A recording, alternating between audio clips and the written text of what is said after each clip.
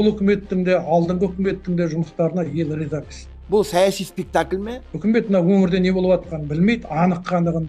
Халықтың дауысы үкіметке жетпейді. Кішкене келіспей тұрмын. 15 миллиардқа жақын ақшаны бұлар бюджеттен алып тұр. Ол сіз бен біздің салыққа төлеген ақшамыз ғой. Барлығының да мұнай газ өндіру деңгейлері құлап бара жатыр. Мұнай біткенде не болады? Бізде қазақ айтады, алуан жүйрік бар, әліне қарай шабады дейді.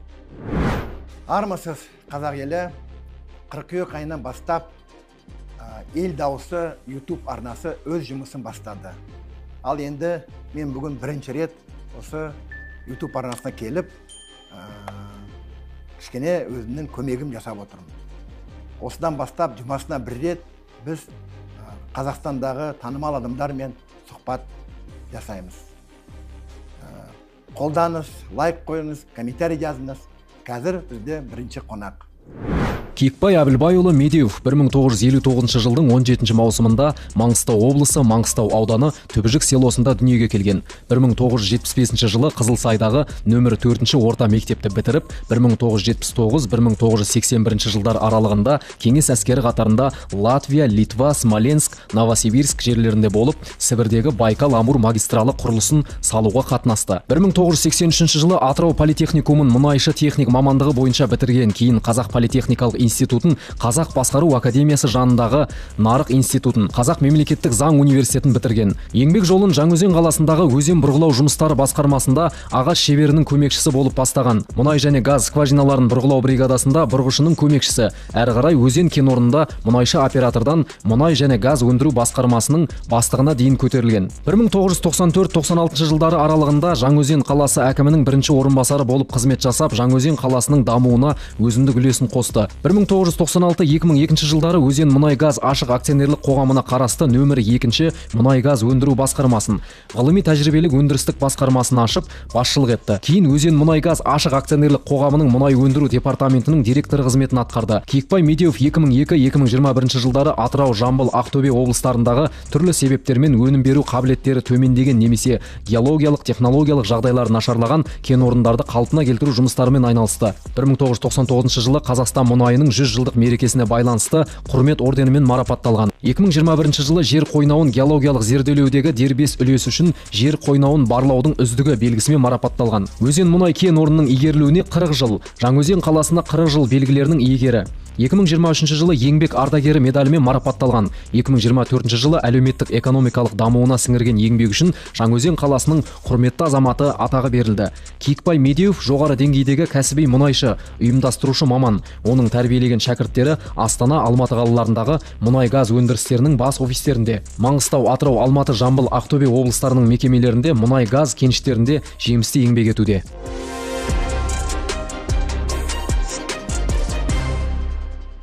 Киікбай аға, ассалаумағалейкум. Алейкум. Маңғыстаудың жағдайы қалай? Шүкір дейді біздің елде, шүкірміз. Енді сіз өзіңіз білесіз, мына қазіргі мемлекеттің жағдайы онша емес екенін. Қоғамда да, әлеуметтік желіде де неше түрлі пікірлер айтылып жатыр. Халық риза емес. Сіз Маңғыстау өңірінде тұрып, өз ойыңызды жеткізе аласыз ба?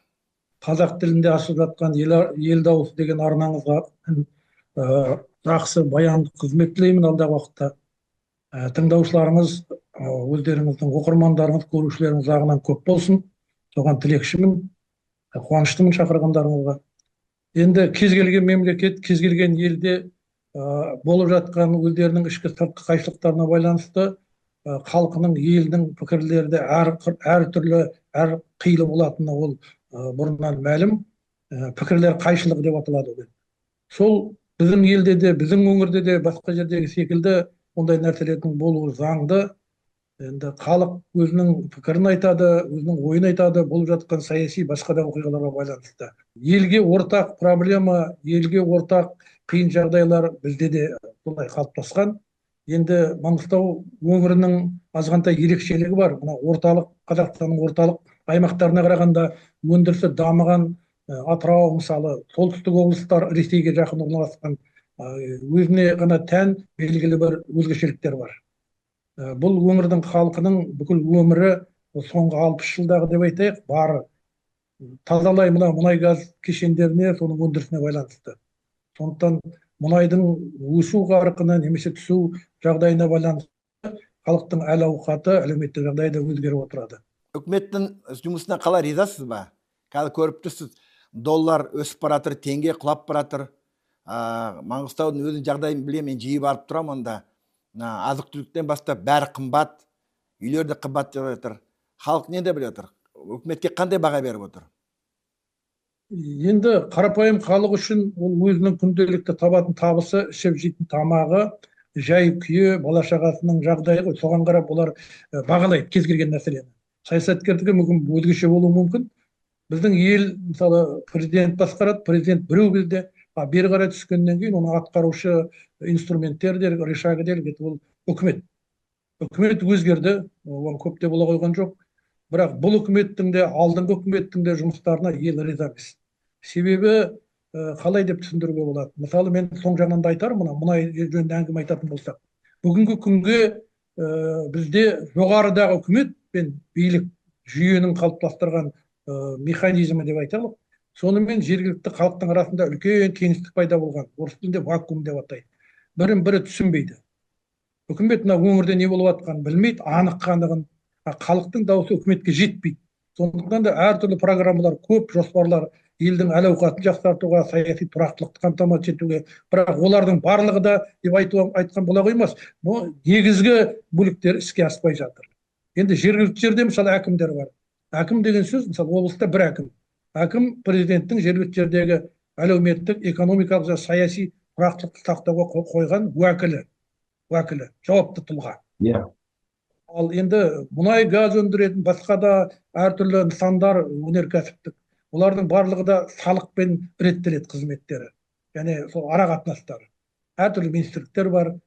Соған салып қарағанда, бірақ енді әкімнің де әңгіменің шынын айту керек, оның да мүмкіндіктері шектеулі. Ол өзінің бекітіліп берген бюджетінің көлемінде ғана әрекет етеді.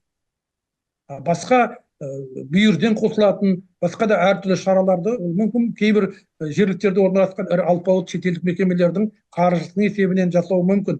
Бірақ 30 жылдан бері күйзелген шаруашылық, мектеп, мысалы денсаулық сақтау жаңағы орындар, әртүрлі емханалар, емдеу орындарының біз тасталқанын шығардық қой соңғы 30 жылда. Енді орнына келтірудің өзі қарайған шаруа болып жатыр. Қаншама мектеп, 500-ден, 800-ден аурухана, солардың барлығында орнына келтіру керек. Бұл жаңа форсирован дейді, жеделдетілген қарқынмен салынып жатыр, үлгермей жатыр шынын айтқанда. Кекбайға, мынандай сіз кейбір сөзбен кішкене келіспей тұрмын. Өйткені мына әкімнің мүмкіндігі аз деп тұрсыз. Енді тарихты білесіз ғой. Айтады ғой, роль личности в истории деп. Демек, мына 33 жылдың ішінде небір әкімдер болды сізде. Сол әкімдер бір-біріне қарағанда айырмашылықтар бар шығар.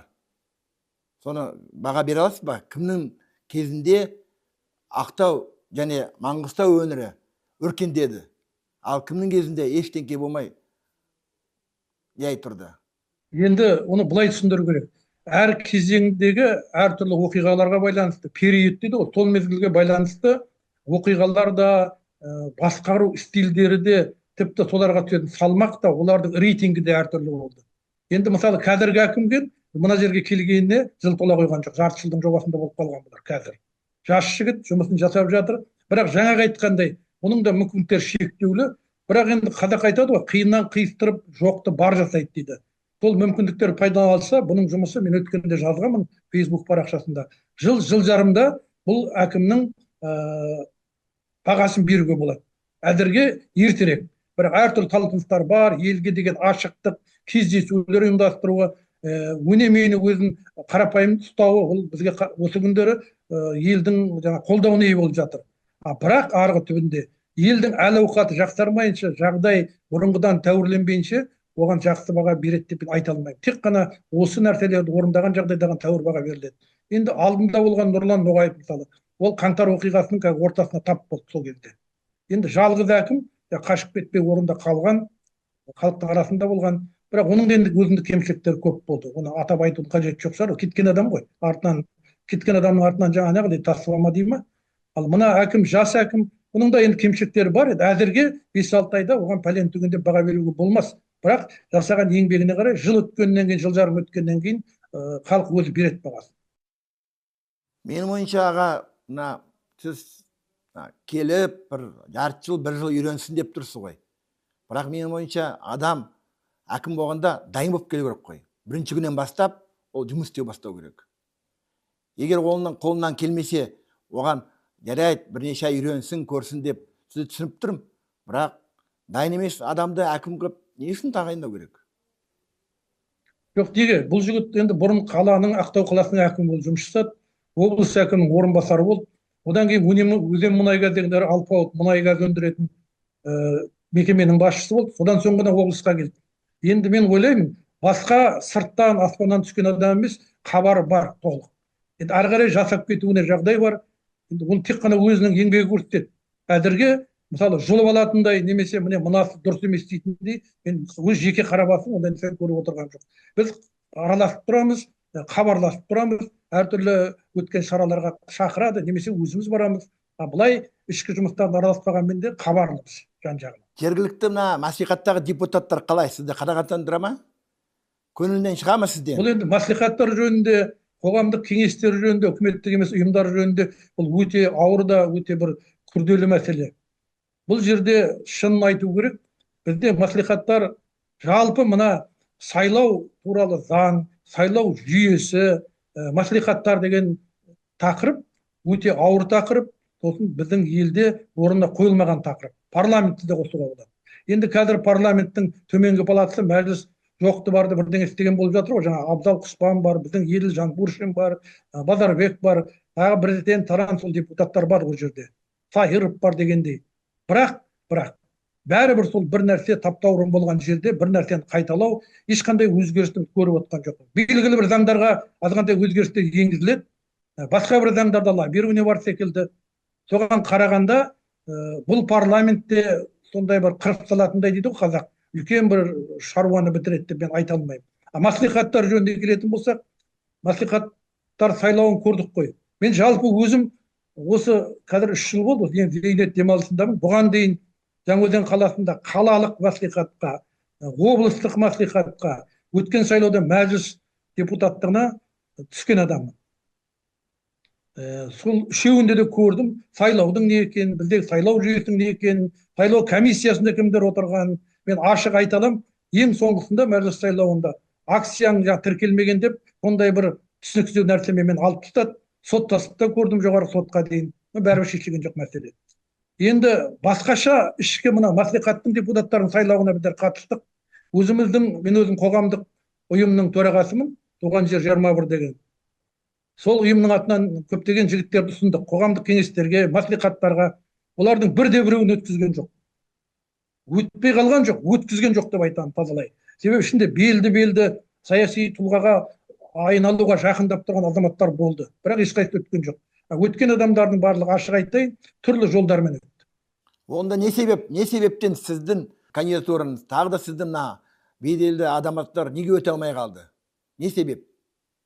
Мен жаңа басында айтып өттім ғой. Сайлау туралы заңды өзгертпейінше, ол заңның ішінде қаралған сайлау комиссияларын жасақтау жөніндегі арнайы статьяларын өзгертпейінше, ешқандай да бізде өзгеріс болмайды. Сайлау дұрыс өтпесе, әділ өтпесе, сайлаудың өзінің өткізілу тәртіптері өзгермейінше, бізде демократияның, мен айтам, 50-60% іске аспайды. Ол анық, оны ел білет, қазір түсінетіндей деңгейге жетті. Басқаша болу мүмкін емес. Тек қана сайлау туралы заң өзгеру керек. Тек қана сайлау туралы заңның ішіндегі отдельно бөлек пункттері сайлау комиссиясына қатысты. Оларды қалай құрастыру керек, олар қалай әрекет ету керек. Ол жергілікті жерде комиссияның төрағалары тәуелсіз тұлғалар болу керек. Бұрынғы әкімдер емес. Демек, әділетті Қазақстан сайлау комиссиясына басталады деп тұрсыз ғой? Иә, менің ойымша біздің Қазақстанның дамымауының негізгі бір себептері осы сайлау жүйесінің дұрыс еместігі. Сайлау туралы заңның нашарлығы. Басқа заңдардың да оңып тұрған шамалы ғой, кейбіреулер болмаса. Бірақ басы осы сайлау туралы заң. Енді оның айта берсе ары қарай әңгімесі көп. Партиялар жөнінде айтуға болады азғантай. 6 партия бар ма қазір парламентте отқан?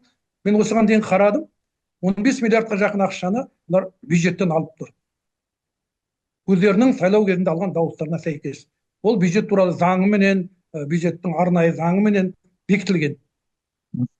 Өздерінің пәрмендері бойынша сол жаңа алған дауыстарына сәйкес бөлінеді. Ол сіз бен біздің салыққа төлеген ақшамыз ғой. Бұның арғы жағында тағы да мүшелік жарналары бар емес пе? Партиялардың. Аманат партиядан басқа ешкім жарнама алмайды ғой. Жарна алмайды ғой. Оны білемін. Аманат партиясының өзіне мен қарап көрдім. Бір жерде 380 теңге төлеймін дейді. Бір жерде айтады жаңағы төменгі жаңағы көрсеткіш бойынша дейді. 3800 ба соның айналасында. Түсініксіздеу. Бәрі де бір кезде партияда болды ғой, азаматтар білетін шығар, ол жарна қалай ұсталу керек. Әрбір партия мүшесінің сайлауға қатысу құқығы, оның сол әрекеттерде партияның ұйымдарында, ұжымдарында көтерген мәселеге қалай қатысқан жөнінде. Ол бәрімізде басымыздан өткіздік. Соған қарағанда мынандай енді қатты айтылғандық болмас. Қуыршақ партиялармен біз алысқа бармаймыз. Бұл шындық, бұны мойындауымыз керек. Партия керек пе? Керек, заңдарға сәйкес. Ұсынылу керек пе? Ұсынылу керек адамдар. Бірақ барлығы да әділ жүру керек. Әділ жүрмейінше біз демократиялық, әділ сайлау заңдары кәдімгі халыққа ортақ мемлекет құра алмаймыз. Барлығы да жаңағы тек аты ғана болады. Сонда сіз өкіметтен, бюджеттен партияларға бір тиын да берілмесін деп тұрсыз ғой. Партиялардың арасында бәсекелестік болу керек, шетелдегі секілді. Сондай жағдайда ғана бір аттан бір қадам алға жылжимыз. Ары қарай заңдарды өзгерте алсақ, біз халықты тәрбиелеуіміз керек, бірінші сайлаушыларды. Сайлаушылар тәрбиелемейінше біз тағы да алға қозғалмаймыз. Сайлаушылар тәрбиелеу үшін олардың миындағы күмәнді жоюымыз керек. Оларда сенім пайда болу керек. Өздерінің сайлаушы екендігін, дауыстарының бағасы, салмағы бар екенін олар сезу керек. Біздің жағдайымызда олар оның біреуінде сезіп отырған жоқ. Керісінше күннен күнге сенімсіздігі ұлғайып бара жатыр. Бұл жақсы емес, жақсы симптом емес. Ал халық дайын ба партияны құрып, сонан кейін өзінің қалтасынан жарнасын беруге? Халық дайын ба? Әрине, белгілі бір бөлігі дайын. Бірақ бұл процесте жаңағы тәй-тәйде басқан бала секілді жай-жайдан ғана іске асатын шаруа ғой. Салғаннан бәрі оңай қоймас. Бірақ бұл осы жолда қарекеттер жасауымыз керек. Ал қазіргідей барлығында бір шеңбердің, бір қақпақтың астына жинақ қойып, сен мынаны ал, сен ананы ал, сенен 5 адам, анадан 3 адам деген ол болмайды.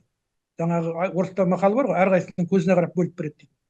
Ол фактически солай ғой, бәрінде көріп отырмыз. Көзі ашық, жаңағы көкірек ойық азаматтардың бәрі де оны біледі.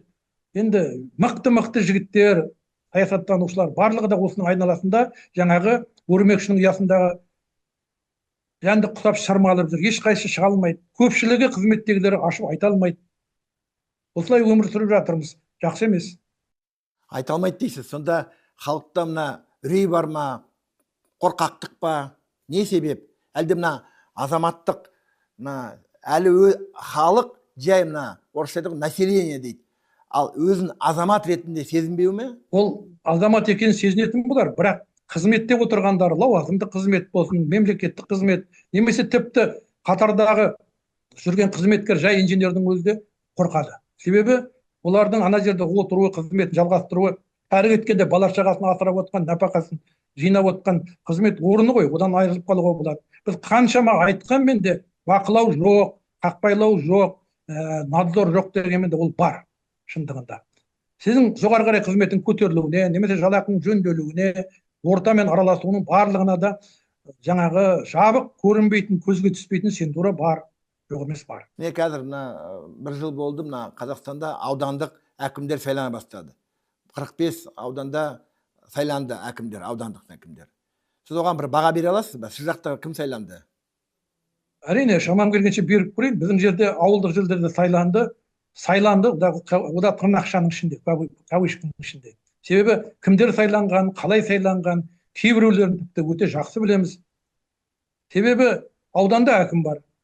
Әкімге өзінің дегенімен жүретін, айтқан, тыңдайтын, ерекше біреудің басын жарып көзін шығаратын ауылдық жердің әкімі керек емес. Салыстырмалы түрде 3-4 кандидат, 2-3 кандидат шығарады да, арасы қатынасын қарап отырады. Тағы да ол сайлау комиссиясына барады, манағы мен айтқан. Басқа комиссия келмейді шетелден.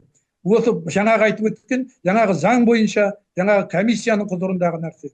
Әкімдердің ықпалы бар, ашық.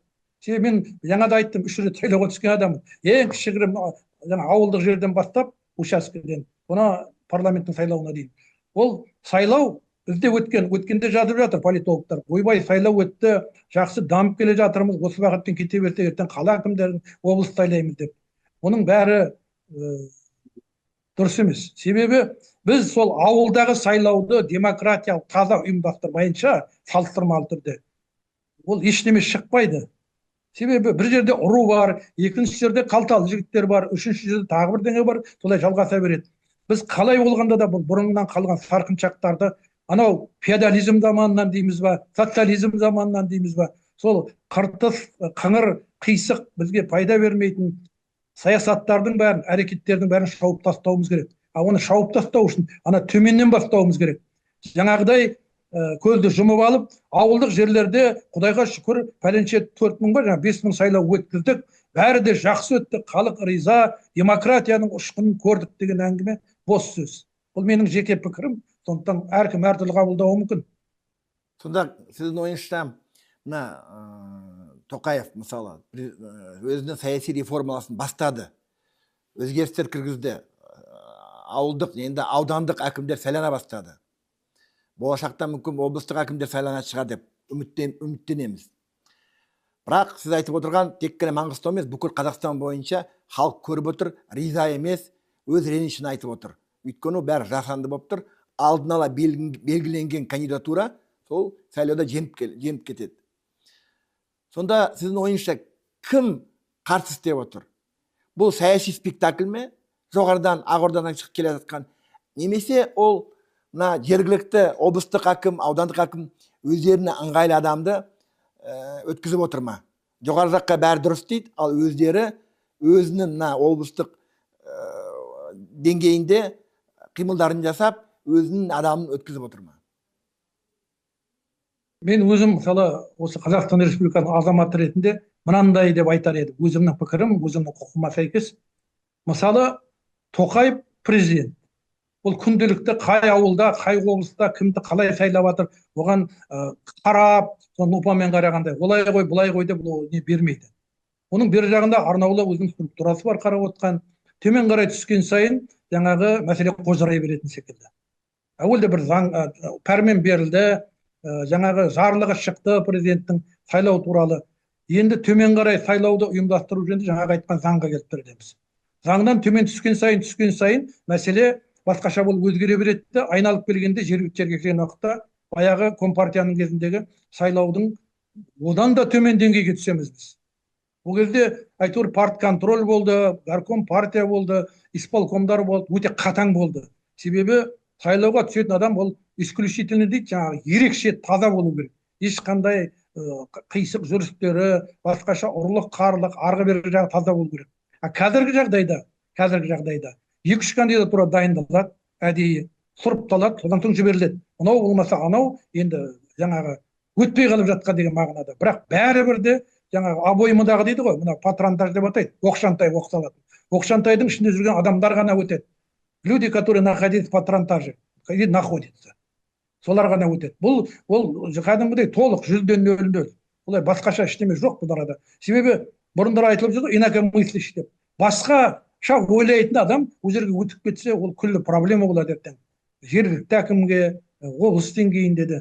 Сондықтан барлық жағдайда да бұны арнайы бақылап отқан ішкі саясат, сайлау жөніндегі комиссия.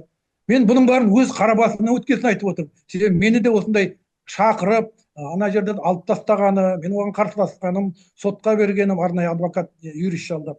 Бұның бәрін мен өз басыма өткізгесін айтып отырмын. Бұлай сырт жүрсем айта алмас едім. Облыстық деңгейде мен, қазір мен бітірейін. Облыстық деңгейде мен Жаңаөзенде тұрып жатқан мезгілде депутатқа түстім. Сіз өттіңіз деді. Бір 28 минуттан кейін қайта звондады. Сізге бір азғантай 48 ба, 20 дауыс жетпей қалды деді. Сонымен болды. Біз ол кезде 2 адам болып түскенбіз.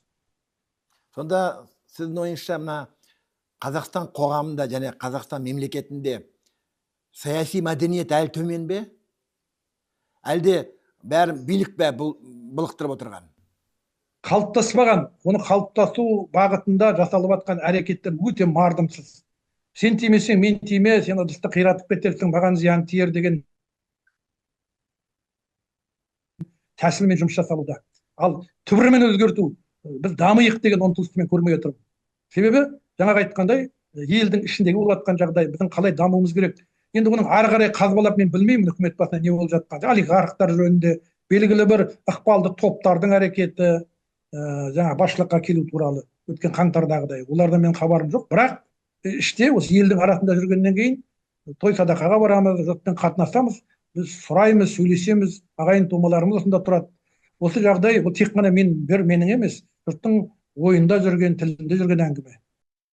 Аға, енді қараңыз, Маңғыстау өңірі көп жыл бойы донор аймақ болды ғой. Бірақ 1-2 жыл болды, ол донор статусынан айырылып қалды.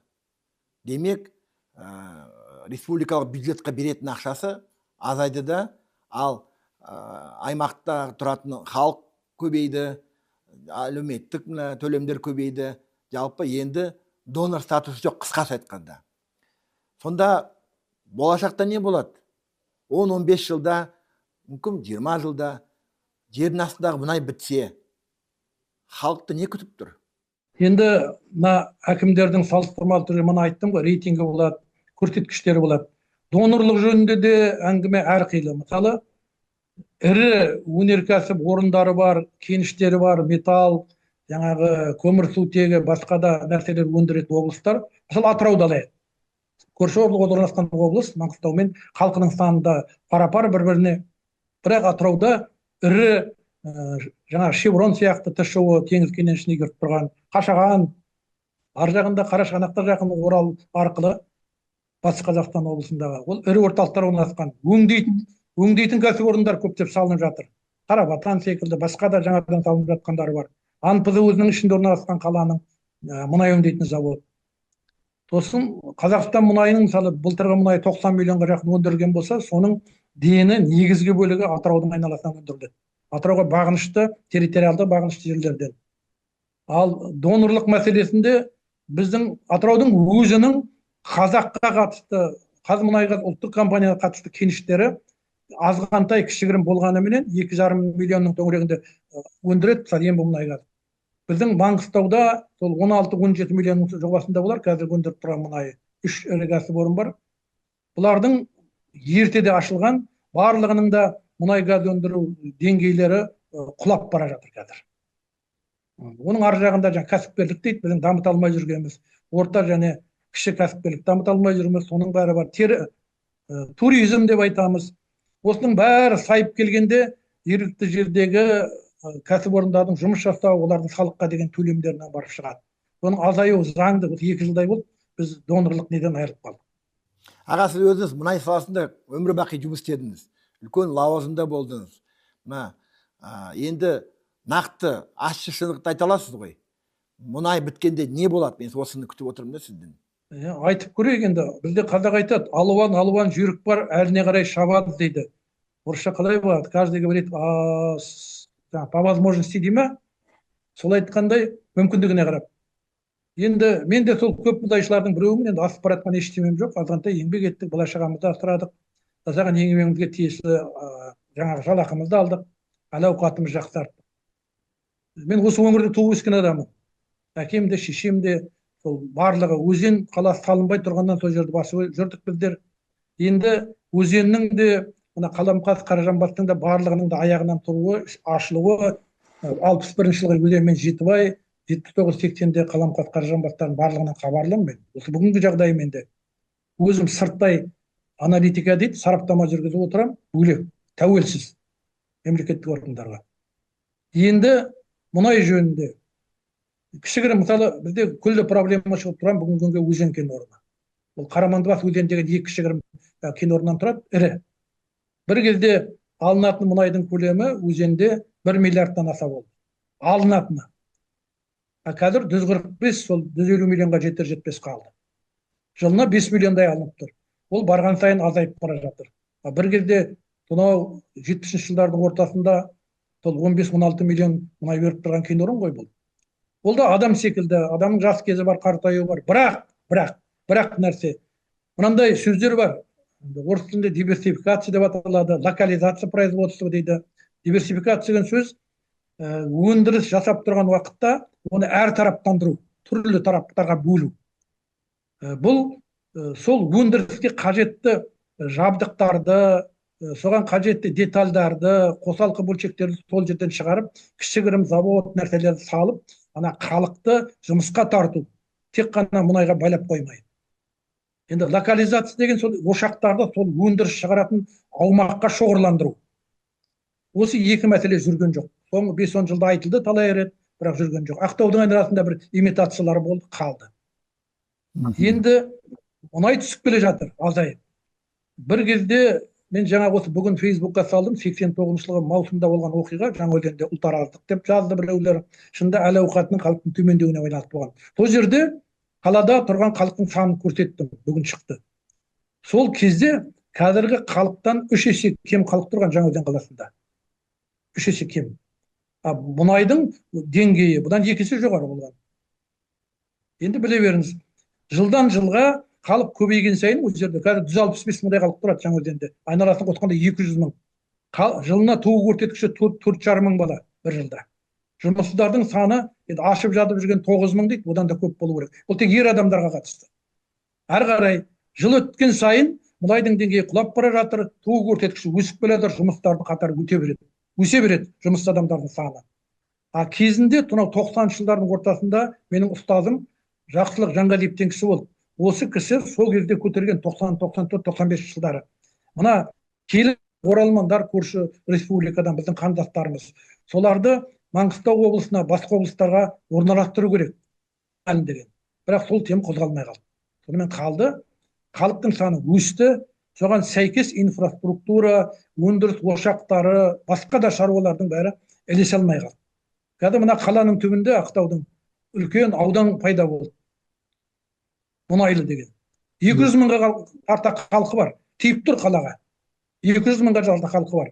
Тонадағы бір 25-30 мың халқы бар. Бейнеу ауданында 80 мың үстіне шықты халық. Осының барлығы да жергіліктердегі демографиялық жағдайды қиындата береді. Себебі алдын ала ойластырып, жоспарлап шешпегеннен соң осындай проблема үстіне жамала береді. Ертеңгі күні Маңғыстау халқы қиын жағдайға тап болады. Оған да 5-10 жылдай уақыт болар. Сонда жергілікті әкімдер қайда қарап отыр? Біліп тұр ғой, олар мысалы облыстық әкімдер болсын, аудандық әкімдер болсын, біледі ғой, ертең бәрі біткенде мына халық жұмыссыз қалатын.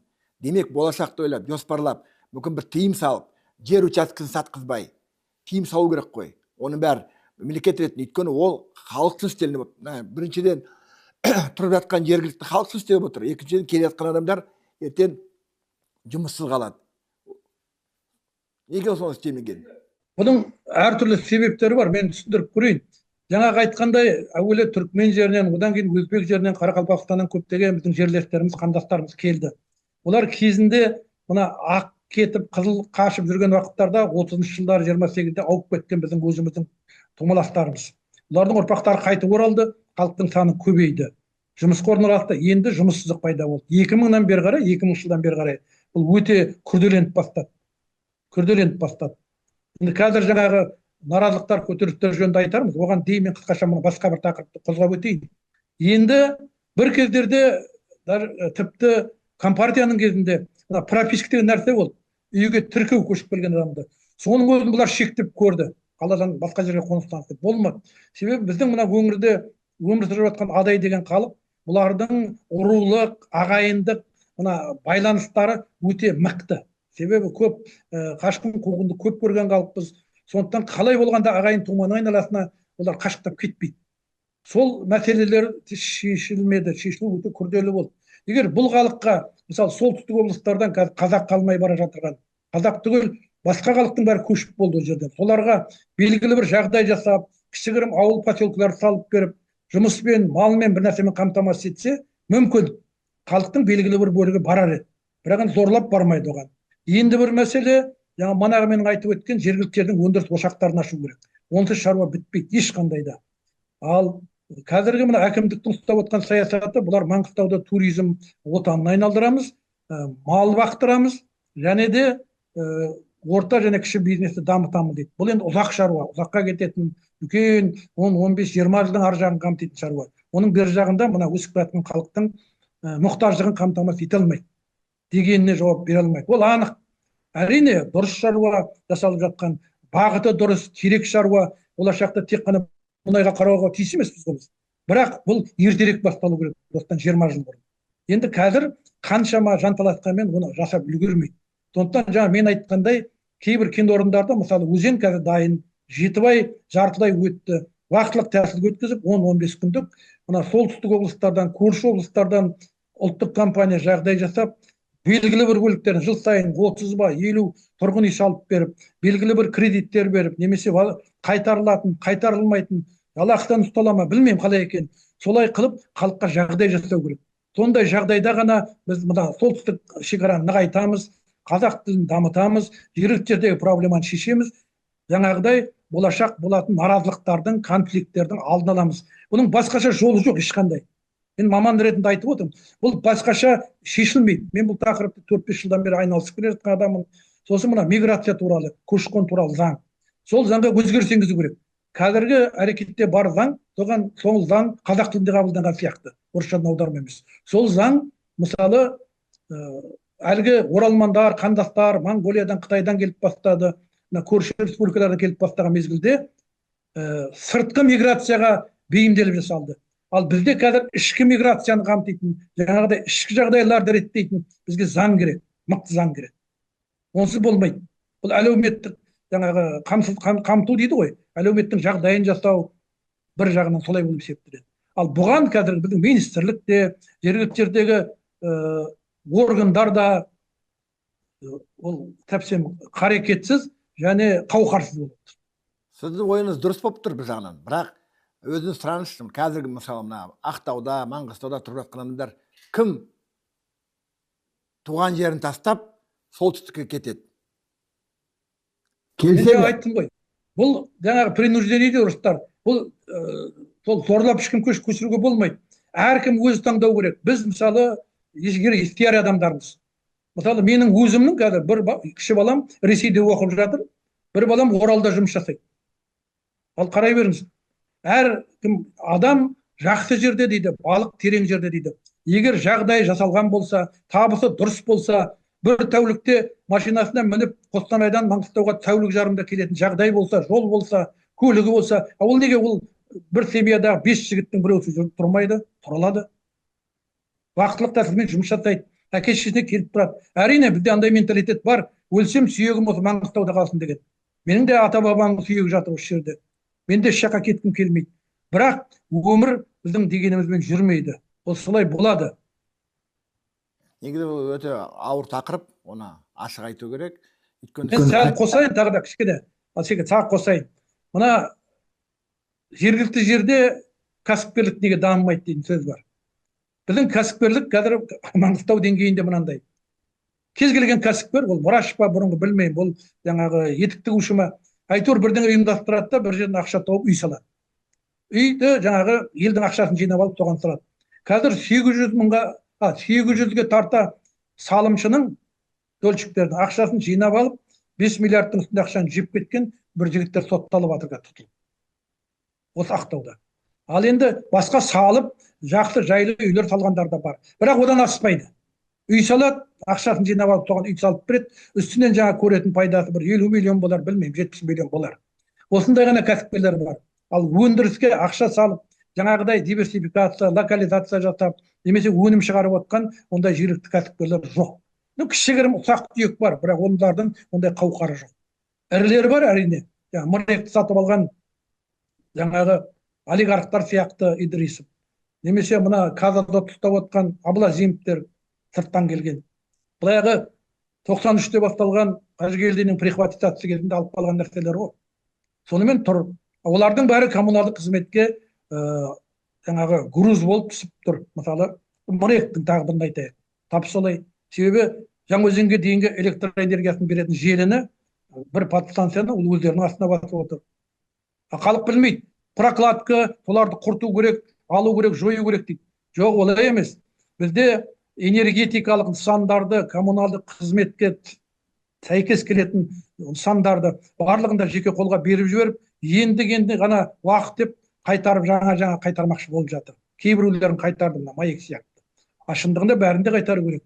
халыққа жылу, су, электр энергиясын, басқа да мысалы қоқыс тазалайтын мекемелердің барлығы да түгел мемлекеттік мекеме болу керек. Онысы болмайды.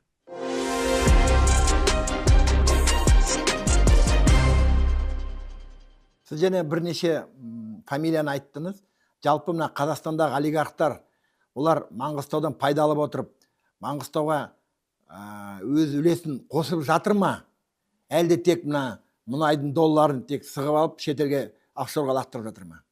Енді мысалы Құлыбаевты айтуға болады. Құлыбаев Тимур, олигарх ірі. Енді халық банкісін ұстап отыр, пәленбай салаларда нетеді. Мысалы біздің Маңғыстауда мен білетін Жаңаөзенде бұрғылау дейтін мекеме бар.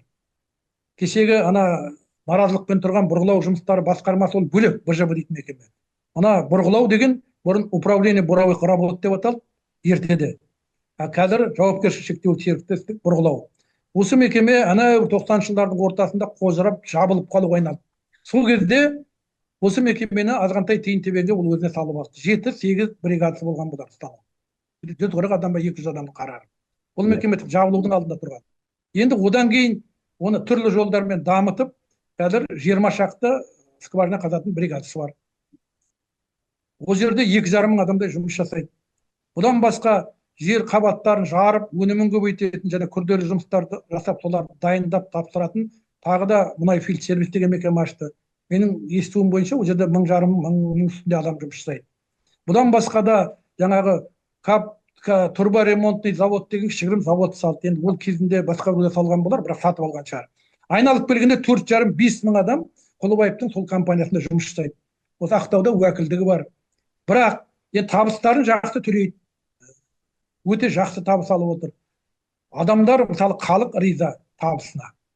Фактически мына шындығында ол олигархтың мекемесі, жеке мекеме. Енді салыстырып қарап көріңіз. Жаман деуге де болады, жақсы деуге де болады. Ал тендерлерді мысалы сол алып отыр. Енді былай бір скважина құнына салып есептегенде 100 миллиардтың ар жағы, 200 миллиардтың бер жағында жылдық табыс тауып отыр. Енді төлейтін салығы бар, басқасы бар, тағы да ішінде. Бұл бір ғана олигарх жөнінде.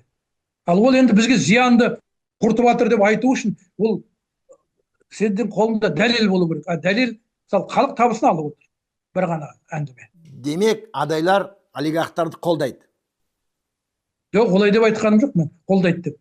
Қолдауға да болады, қолдамауға да болады. Себебі, егер ананы қазір қағып тастайтын болсақ, ана жерден тарқатып, халық қайда барады? 5 мың адам. 5 мың қолы балғадай жұмысшы қайда барады? Табыс қайда адам басына? 1 миллион тері 3 миллион арасында айтайық. Айлық табысы. Оның артында 5 мың адамның артында 5 адамнан 25 мың адам отыр. Семья. Міне осындай жағдай.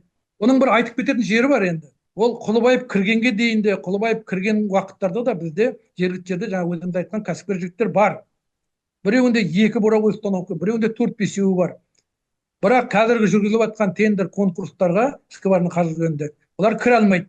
Себебі өздерінің құрал қондырғыларының саны шектелген, ограничены. Ал егер конкурстары, бұлардың тендерлері 4-5 станокқа арнап жүргізілетін болса, бұл жігіттер кіреді. Кірген жағдайда бұлар жұмысын жасайды. Жұмысын жасағаннан кейін бұлар дамиды. Анандай немен, ставкамен, тарифпен дамығаннан кейін бұлар шетелге шығады. А шетелге шыққаннан кейін бізде даму пайда болады. Себебі жерге ақша түседі, осы жерде тіркелген мекемеден. Біз неге Катарға, Иракқа, Кувейтке, Ресейге барып жұмыс жасай алмаймыз? Себебі біздің барлық жағымызға шеңбер салып тоқталған. Жергілікті кәсіпкерлікті дамыта алмайсың. Себебі ірі олигархтар ақшасы бар. Барлық майлы жерлерді деп айтайық, жирный куски бәрін оккупировать етіп алған. Міне солай. Осында сұрақ болып туындап тұр. Мысалы, ауыл шаруашылықта біз білеміз, бұрын колхоз, совхоз болған. Демек, қазіргі шаруа қожалықтарға қарағанда олар ірі болған. Осы сіз айтып отырған 2 буровой установка, 4 буровой установка дейсіз. Сол жігіттер бірігіп, бір кооператив жасап, үлкен бір ірі буровой компания неге жасамайды? Сонда үлкен тендер алатын еді. Жоқ, оның барлығы да болады. Ол үшін жаңағы мына жарияланатын тендерлер, соларда қойылатын талаптар жалпыға ортақ болу керек. кез келген компания қатысатын болады. Неге? Бұл жерде де өте сауатты, мықты инженерлер бар. Енді ақшадан мүмкін шектеулі болады, ограничениесі бар болады. Бірақ жаңағыдай шаруа жүріп кететін болса, 300 немесе 500 миллион тұратын бір скважинды қазса, мысалы, немесе бесеуін қазса, мысалы, Құлыбаевтардың компаниясы жылына 180-220 скважина қазып тұр. Соны көбейтіңіз. 350-ге немесе 450-500 миллион теңгеге. Қандай ақша шығады? Өзіңіз есептей беріңіз. Бұл біреудің қалтасын санау емес, ол әңгіменің шындығы. Ал жаңа мал жөнінде, кооператив жөнінде, енді ол кездерде МТС-тер болды, арнайы шаруашылықтар болды, партияның қолтығының астында жұмыс жасады. Қазір ондай ұйымдастыру жоқ. Жеке шаруаларда, осы қазір мына Жаңаөзен беттің жігіттері бір нәрсе ұйымдастырыпты, кооператив, мал. Оның да бір алынатын жаңағы субсидиялар мәселесі, ауыл шаруашылығының көмектерін шешілмей жатыр.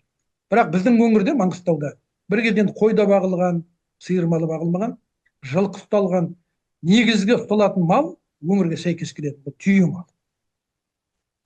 Мен ойлаймыз, көп ұзамай қытайлар осы жерге кіретін болар. Себебі Қытайға барып келгендер айтып отыр, порошокқа айналдырған түйіршікке түйе сүтімен сауда жасап бастапты өз жерінде. Иә. Түйе өнім шығар. Қысқаша осы. Иә, дұрыс айтып отырсыз. Бірақ енді мына тағы бір мәселе, ол газ мәселесі. Бүкіл Қазақстан білет, газдың бағасы көбейсе, Жаңаөзен жігіттері көтеріледі.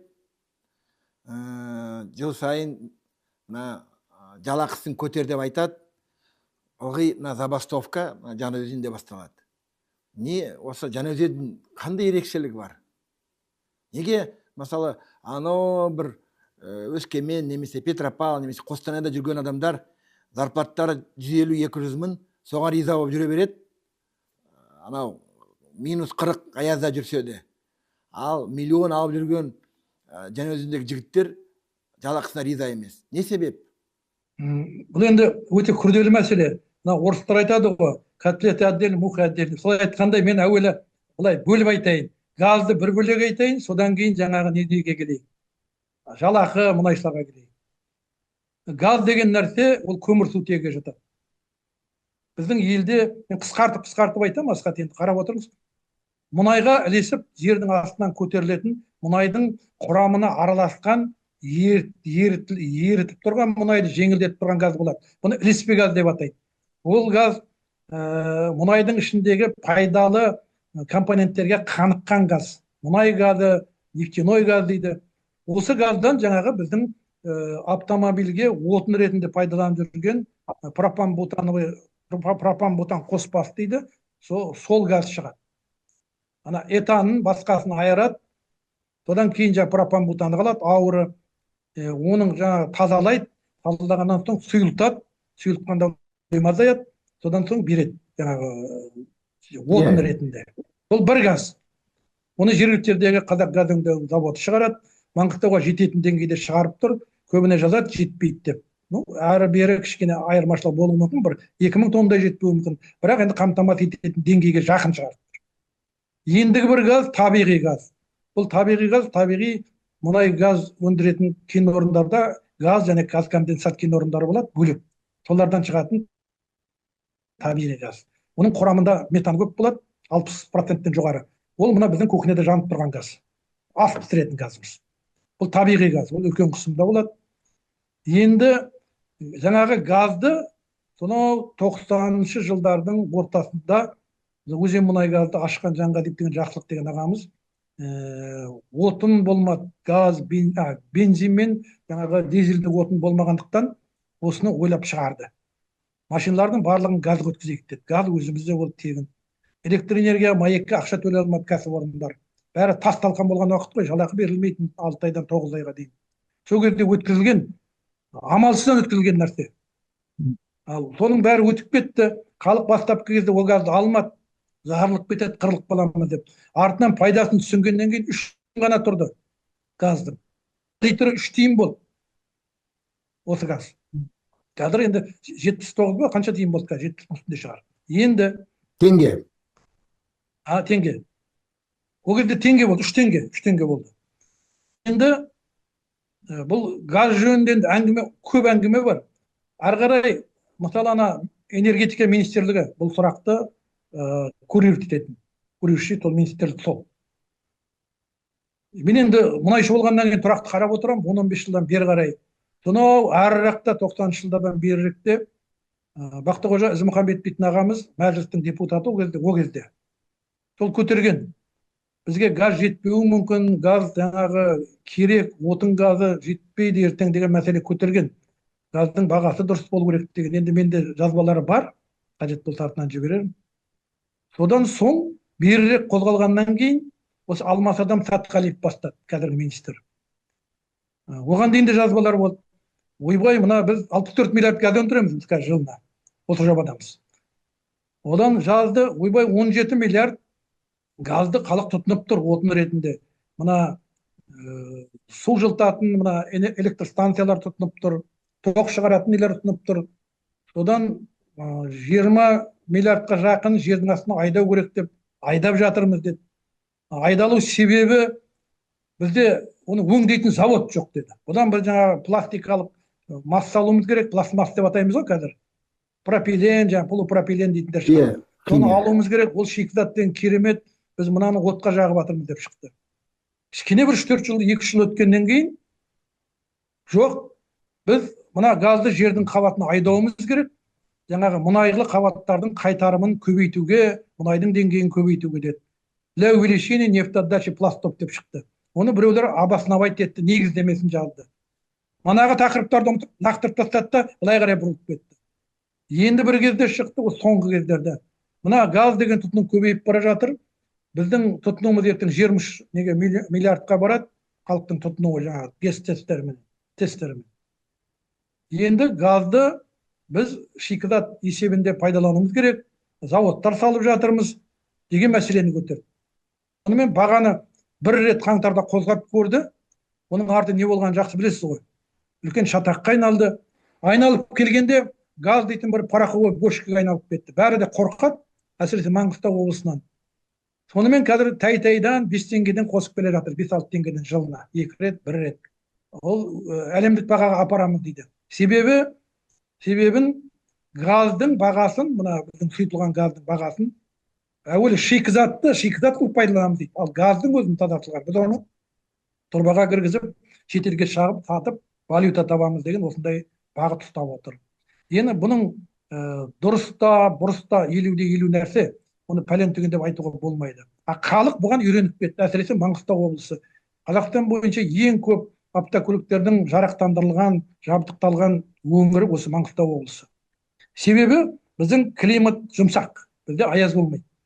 Аяз болмағаннан кейін көліктердің бәрі далада тұрады.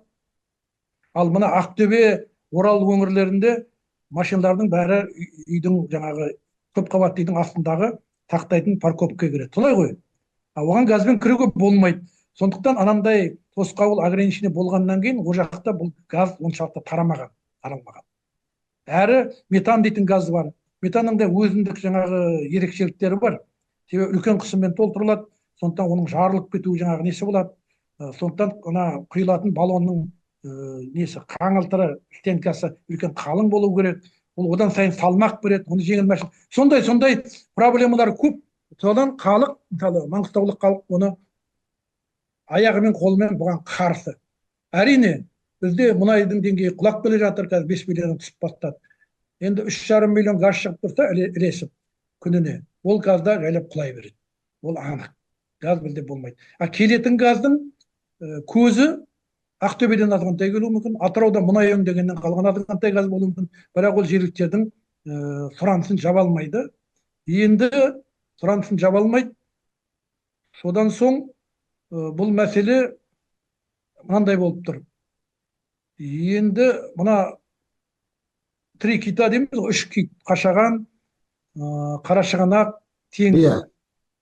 Осы үшеуі жасалған өздерінің мемлекет үкіметпен екі арада салған келісім шарттарында жергілікті жерге осы қазіргі біздің алып тұрған бағамен газ беру жөнінде арнайы пункттер жоқ. Олар тек қана экспортқа, сыртқа сатуға ғана сақталған. Түсінікті. Ал екінші сұрақ жалақы жайында. Жалақы туралы аға. Жалақы туралы. Мен жаңа мысал келтірем дедім. Сөзіміз дәлелді болу үшін мысалменен, цифрмен сөйлеймін. Өзіңіз жақсы білесіз, сонау 2011 жылы Жаңаөзенде оқиға болды. Иә. Ол да осы жалақыға байланысты болды. Жалақыға байланысты болды. Айлық жалақымыз ырды Қазмұнайгаз астанадағы мекеменің еден жуғышынан төмен деген тұрақ көтерді мұнайшылар. Ол кезде жалақылары көбейді, олар алдымен сотқа берді, кейін мойындап акционерлік қоғам жалақыларын көбейтті. Енді сол кезде теңге мен доллардың айырмашылығы 150 еді. $1 150-ге тең болды. Мұнайшылардың орташа айлығы 350 болды. 350 мыңға көтерілді. Енді сіз жаңа 1,5 миллион деп отырсыз ғой, солай ма? 1,5 миллионда енді ана жер асты жабдықтарын жөндеу бригадалары алады. Оның қызметкерлері алады. Ал басқа орташа жүргізушілер, әртүрлі жаңағы цемент айдайтын, немесе су айдайтын агрегаттардың, қондырғылардың жүргізушілері, машинистері сол 700-900 мыңның айналасында жалақылары қазір алатын табыстары. Ал енді салыстырып көріңіз, бүгінгі күні доллар қанша? 520. 520. Мен жаңа айттым ғой, 350 мың айлық алып, ол $3,000 тең еді 2011 жылы. А қазір тап сол $3,000 солай емес пе? Ең көп алған $3,000 алады, одан кем алғаны $2,000 алады. Керісінше, бұлардың алып отқан айлығы қазір түсіп кетті. Ал жаңағы тұтыну координаты деген бар, потребительский координат. Тамақтардың бәстерін салыстырып қараңыз. 2-2,5 есеге менше қымбаттап кеткен тамақ. Дұрыс па? Тұтыну тауарлары. Міне жалақы деген осы. Бұны алатын адамдардың саны, мысалы Өзенмұнайгаздағы 9,5 мың адам болса, айналасында соған қызмет ететін адамдары бар, тағы да қызметкерлері 20 мың адам деп алайық. Жаңаөзенде 160 мың адам тұрады, 160 мыңнан көбірек шығар. Енді 20 мың адам мұнайдың айласында қызмет етеді. Орташа айлығы 700-500 деп алайық. 700-800 мың деп алайық. Енді біреу 1,5 миллион алар, бұрғышылар 2 миллионға жақын алар, бұрғылау бригадалары. Кішісі 500 алар, орташа 700 деп алайық, 750 деп. Енді есептеп көріңіз. Сонда 5 адамнан тұратын орташа семья Маңғыстауда 20 мың адам жұмыс жасайтын болса, жаңағы 25 мың адам болады, солай ма? 20 мыңды 5-ке көбейтесіз, сонда 100 мың адам шығады. 100 мың адам, 100 мың адамнан тұратын семья осындай жалақымен қамтылған деген сөз ғой. $1,500 жобасы аспайды. Міне осылай картина. Басқаша оны ұзақ айтуға болады. Анау қымбат, мынау қымбат, тұтыну былай деп жоқ. Тек қана осылай салыстыруға болады. Доллар мысалы нығайып келе жатыр, теңге позициясын жоғалтып алып, салыстырмалы түрде жалақыны осы долларға келіп тоғу керек. Басқа ешқандай салыстырудың қажеті жоқ. Демек, ол тек жалақы мәселесі, ешқандай саяси контекст жоқ. Енді кешегі мен енді өзіңіз көрдіңіз ғой. БЖБ деген мекеме тұрып қалды, наразылық білдіріп жұмысқа шықпайды. Содан соң уақыт өтті. Сол мекеменің қызметкерлері осы жерде мемлекеттік сыйлықтың лауреаты Айтман дейтін жігіт бар, Светқали Нұржанов деген. Сонымен мені кәдімгі әлеуметтік желіде аты жөнімізді жазып, бізге келіп, ақыл кеңестерін беріңіз деп шақырды. Мен себебі сол жердің тумасымын, ол өмірімнің негізі 50 жыл сол жерде өтті, мұнай кәсіпшілерінде өтті. Таниды ғой енді халық. Соған барып 26 күні өткен айдың мен кездесіп, осы мәселелердің көбін түсіндіріп кеттім. Бірақ ең соңында айтқаным, қайталап та айттым, 3-4 рет. Дөңгелек столға отырып, мәселенің бәрін талқылап шешу керек. Конфликтіні кез келген наразылық, кез келген текетіресті шешетін тек қана дөңгелек стол, сол жерде келісімге келеді, сол жерде талқылау керек. Ақырында осы 5 күні, 5 күні. Бір 10 күннің жобасында ма екен? Мына азаматтар соған келісіп, кешеден бастап осы қызметке шығып кетті 1000 адам, 1000 адам. 1000-нан асады. Ал өздері іштерінен адамдарын шығарып, кәсіподағы енді Астанаға жүрмекші ертең отыр, дүйсенбі күні. Сол жерде келіссөздер жүргізеді. Бірақ оның ішінде ауыр пункттер бар, әлеуметтік жағдайға байланысты, әртүрлі жеңілдіктер беруге байланысты. Енді ол бөлек әңгіме, өте күрделі әңгіме. Оны жаңағы осы мәселені жақсы білетін адамдар араласпаса болмас. Сіз және мына кәсіподақ туралы айтып отырсыз. Мына кәсіподақтың рөлі қандай? Ол толық жұмысшыларды қорғап отыр ма? әлде мына компанияның билігімен келісім бірге жұмыс істеп отыр ма? Енді маған бір ертеде ұстазым болған бір білетін адам айтып еді, кісі үлкен. Балам деген, өзің көзіңмен көрмеген, қолыңмен ұстамаған нәрсе жайлы ешқашанда пікір айтушы болмады. Менің принципім сондай. Естіген нәрсеге мен сенбеймін, өзім көрмесем, қолыммен ұстамасам, ешнәрсе айтпаймын. Мынау 90-шы жылдардың басында, 91-ші жылы, мен де осы кәсіподақтың жұмысымен айналысқанмын. Кәсіподақ болған тәуелсіз кәсіподақ құрғанбыз біздер. Заманның күйіп тұрған уақытында. Сол президиумның мүшесі болдым, соны құруға атсалыстым. Үлкен оқиғаларды басымыздан өткіздік. Біздің соңымызға да ақыр соңымыздан қалмай түсу болды.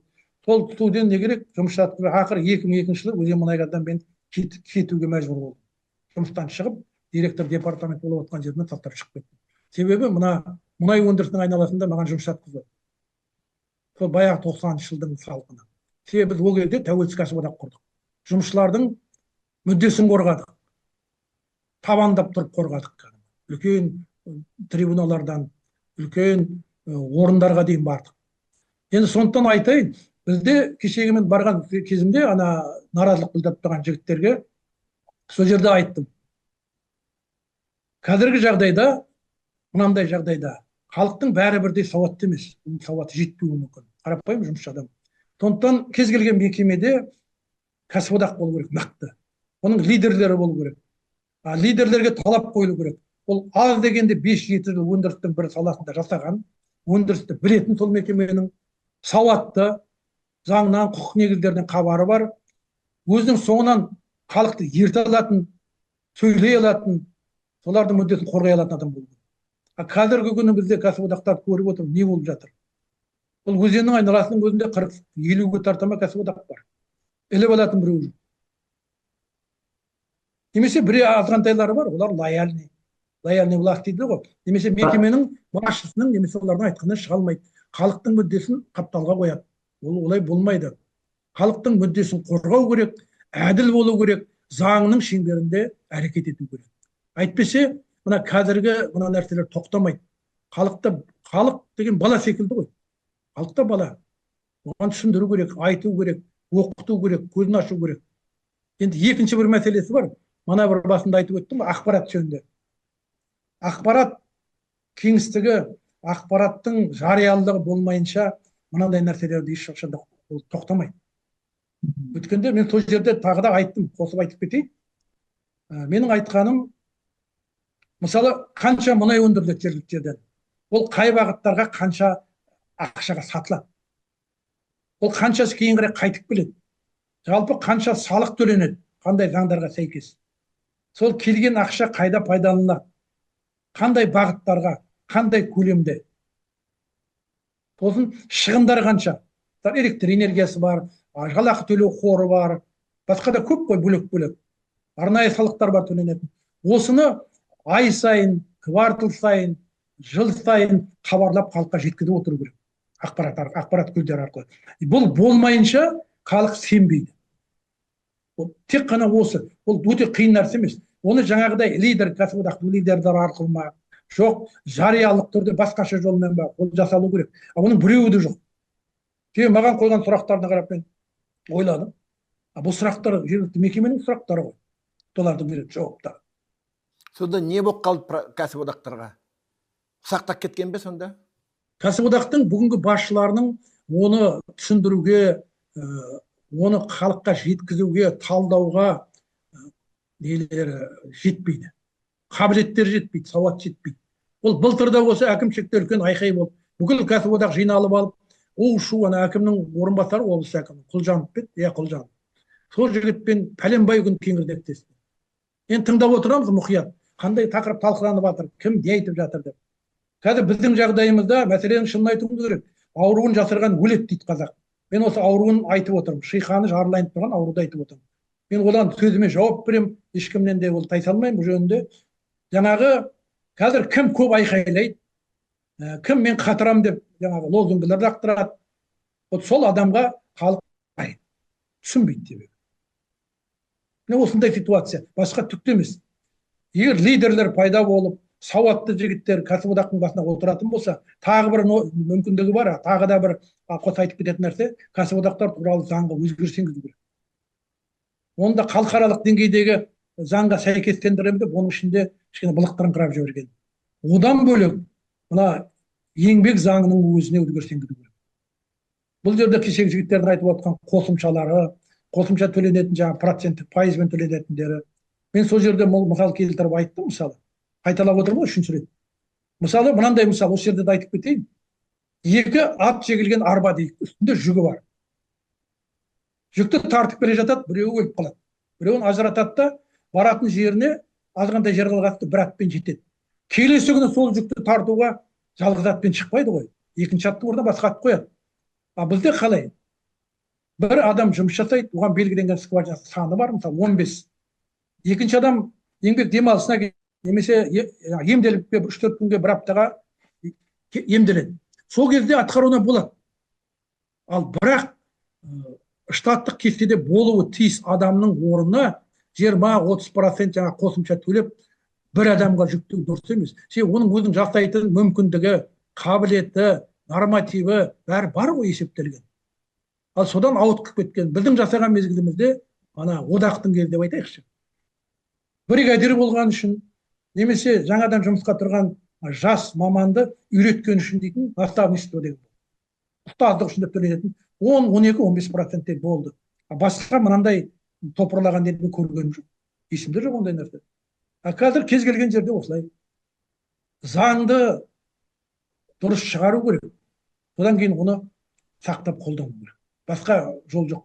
Менің естуімше, Маңғыстау өңірінде бірнеше мұнай саласында бірнеше кәсіподақтар тіркелмей жүр. Ол рас па? Шынары ондайлар бар.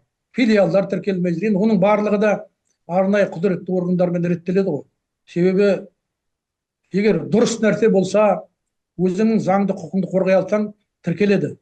Ол жақында ғана бір жігіттер маған келген, бір жоғарыдағы республикалық деңгейдегі кәсіподақтың осынdan филиалын тіркейді деген. Маңғыстаудан, Атыраудан, Оралдан, 3 облыстан. Мен енді адамдарын тауып беруге көмектестім. 5-ші рет, 6 рет бергеннен кейін ғана тіркеді. Онда да үлкен айқаймен прокуратура шақырып әдейі сотқа беретін болған. Тағы да бір жігіттер жүр, қоғамдық келмей жүр. Бар ондай жігіттер. Бұның барлығы да манағы айтқандай, жаңағы заңдар жөнінде қосып айтып кететіні, белгілі бір заңдар лоббировать етіледі парламентте де. Оны мен ашық айта аламын. Себебі осыдан 4-5 жыл бұрын коммуналдық қызметтердің тарифі жөнінде үлкен мәселе көтердік. Соны әбден зерттеп, талдап, жазып, экономика министрлігі, энергетика министрлігіне дейін бардық. Жаңағы коррупцияға қарсы күрес департаментін қосып, арнайы сұраныстар жібердік. Ақыры айналып келген не болды? Жаңағы Қазтрансгаз бен энергетика министрлігі жауап беруден тайсақтап, енді мына газдың бағасын шығаратын. Соны жаңағы табиғатты пайдаланушы, кен өндіруші, недрополь деп дейді ғой. Солардың өзі шығарады, өзі бекітеді деген нәрсені кіргізіп жіберді. Мінекей, бұл қайдан шықты мысалы? Сонда кім оны лоббировать етіп отыр? Енді заң қай жерде шығады, қай жерден бекітіледі? Жоқ, солай деп есептеймін. Мәжілісте шығады ғой, бірақ оған жіберіп отырған, дайындаған, сонда энергетика министрлігі ме? Энергетика министрлігі Қазтрансгазбен бірге. Бұны мен ежік деп айтып отқан себебім Асқат былай. Бізде электр энергия 20 теңге деп алайық орташа мысалы. Маектен электр энергияны сатып алады. Маек ол заңға да өзгеріс енгізіп қойды. Энергияны шығаратын мекеме тасымалдауына болмайды, халыққа жеткізіп беруіне болмайды, халыққа сатуына болмайды. Тек қана қақпасынан шығарып береді. Бір мекеме оны тасымалдап әкеліп береді, келесі мекеме сатады. Сондай заңда осылай өзгеріс енгізілген, бұрын болмаған. Оған да 4-5 жыл болды. Енді маек 20 теңге дейді.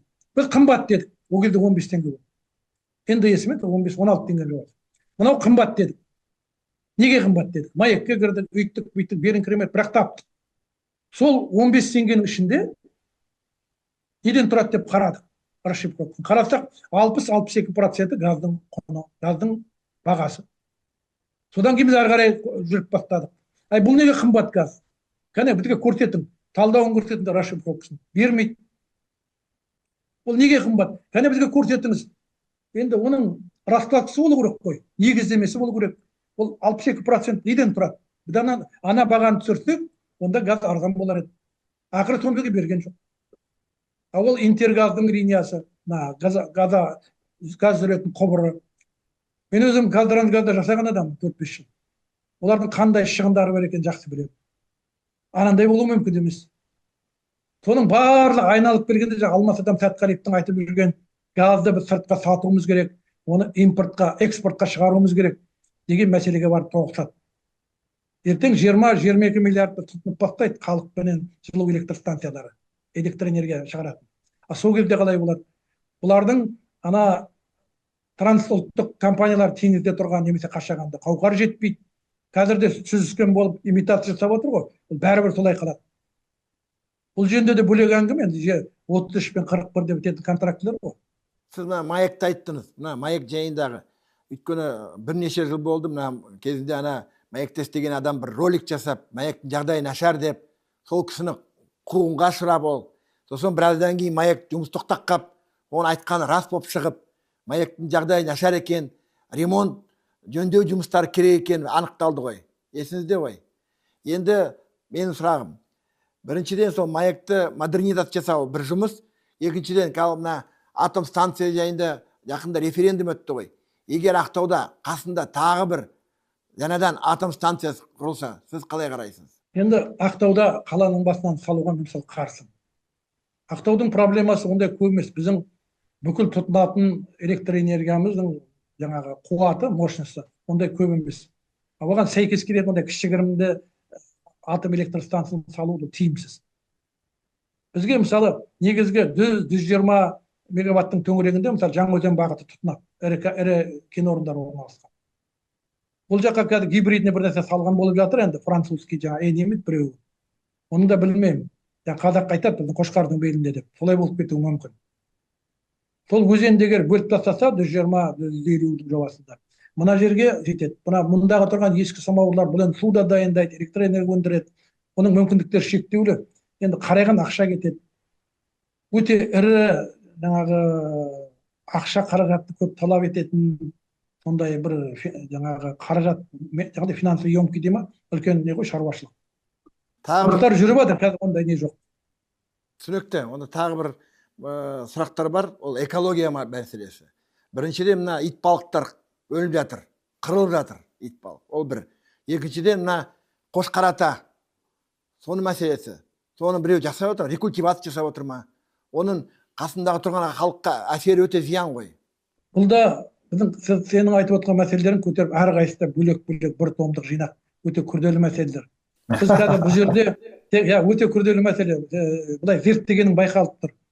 Біз мына Қошқарата дейтін мәселе жөнінде осыдан 2 жыл бұрын айналыстық. Үлкен группа болып, мәслихат депутаттары бар, эколог жігіттер болды, белсенді жігіттер бар.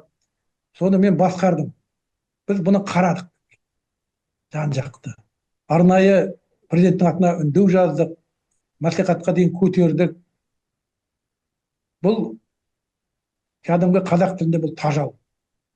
Радиоактивті элементтер бұрынғы руданы жуған мезгілде ағызылған кен байыту комбинаты дейді, Прикаспий горно-обогатительный комбинат дейді, содан ағып, ана жерде төмен ойыс жер болған, ол жерде ертеде көл болған екен кішігірім.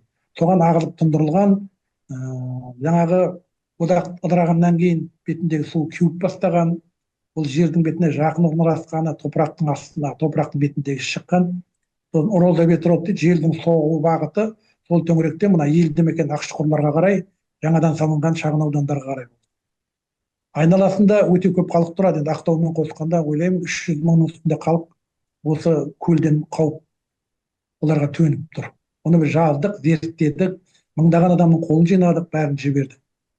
Жалпы бұл көл жөнінде арнайы жобалар бар, проекттер, не жасау керек жөнінде. Арнайы институттар айналысқан, соңғы осы неше жыл болды екен, 3-4 жыл болды ма, 4-5 жыл. Министрлік өзінің құзырына алып кетті. Көлдің мәселесін қаржыландыруын өздерінің құзырына алды. Бірақ ол жерден де келістірген шамалы, бір мекеме тендерді жеңіп алады, екінші мекеме оны сотқа береді. Сонымен ірей-тірей болып жүрмей жүрген. Мына депутаттар Жаңбыршин бастаған келіп кетті. жаңбыршин сол ана парламенттегі мәжілістегі арнайы комиссияның төрағасы ғой экология жөнінде. Сол кісі айналысып жүрген. Қарайған ақша, қаралған пәленбай миллиард, білмеймін қазір. Нәтиже қайда? Нәтиже қайда? Нәтиже сол жоқ. Оны енді белсенді жігіттер қарады, басқалар барып қарады. Ең соңғы жаңағы пайдалануға жарайды деп алған ұсыныстардың ішінен 30-50 сантиметрлік бекен топырақпен көму дұрыс деп. Бірақ ол топырақтың көбі желмен ұшып кеткен секілді. Енді бұл мәселеге қайта оралып келу керек. Біз әкімге осы мәселені алдына қойғанбыз, өзіміздің қоғамдық ұйым болып. Ол бізді мұндағы Ешенов атындағы университетке жіберді. Кездесу болды ректорменен, Ахмедов Берікпенен. Ол жаз айының шілде ме екен. Оқу науқаны басталғаннан кездесеміз деген, қазір жыл бітіп жатыр, байқап отырсың. Бұл білмеймін, отписка ма, басқа ма, қайдан білейін. Сонымен бұл мәселе біздің де бақылауымызда тұр, парламенттің де бақылауында тұр, экология министрлігінің де бақылауында, әкімнің де бақылауында. Бірақ жаңағы жүк тиеген арба әлі орнында деп айтуға болады. Жасалып жатқан шаруа, жаңа сіз айтқандай жоқ. Бұл Қошқар ата жөнінде. Бұл мәселені көтеру керек бөлек, онсыз болмайды. Ол жерде енді манағы бір айтып өттім ғой, құйрығы диірмен айналдыратын біреулер не бар секілді. Әрі қарай кеттік. Енді жалпы экология жөнінде Маңғыстаудың бұда күрделі. Итбалық туралы не? Итбалық туралы мына экологияны бітірейік. Экология жөнінде Қошқар атадан басқа да ірі мәселелер бар. Бұлар мына қазір пайдаланудағы ірі кен орындардың ертең бітіргеннен соң қандай жағдайы болады. Немесе мына үстіртте Ағотты, Нар дейтін Кіндікті деген жерде ядролық жер асты қынағы салған. Сол жөнінде де бір мәселе көтердік. Ол мәселеде сол институттың алдында тұр, барамыз қараймыз деген тағы 6 ай болды ма? Сол 6 айдан бері тұр. Бұл мәселе де өте күрделі мәселе. Ол жерде де көптеген зиянды нәрселер бар деп есептейміз. Мен түсінбей тұрмын. 6 ай дейсіз, 6 ай дейсіз. 33 жыл болды ғой егемендік алғаннан кейін. Сол 33 жыл неге айтпайсыз оны? Енді мен бұл 33 жылға жауап бермей, өзім айналысқан уақытымда айтып отыр, бер жағын. Бүкіл материал бар, қажет болса көрсетерміз енді. Оның өте қиын мәселе, арнайы мамандардың айналысатын мәселесі. Біз бетіндегі қолда бар материалдардың күшімен өзіміздің деңгейіміз жеткенге дейін шығарып қарадық. Енді еділ жаңбыршин айналысып жүр мәжіліс депутаты. Bir жағына шығарады деп есептейміз. Бұл өте зиянды нәрсе. Халыққа айналасында тіпті жақын орналасқан ауылдар бар айналасында. Әрі мына желдің соғу бағытында ақ жағында тұрған елді мекенде халық көп тұрады.